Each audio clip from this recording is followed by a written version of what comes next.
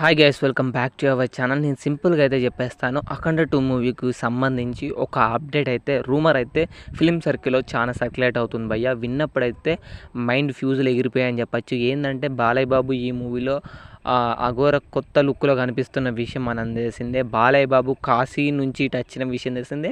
And అఖండ 2 మూవీలో కూడా కాశీలోనే ఉంటాడంట బాలయ్య బాబు. అండ్ అక్కడ ఒక ఫైట్ సీక్వెన్స్ అయితే బోయపాటి శ్రీను ప్లాన్ చేశాడంట. అండ్ ఏంటంటే మొత్తం ఆ శవాల మధ్యలో, కాశీ అంటే మనకు తెలిసిందే అన్ని శవాలు కాలేస్తూ అంటారు. ఆ శవాల మధ్యలో అసలు బాలయ్య బాబు త్రిశూలం పట్టుకొని ఫైట్ ఉంటుందంట.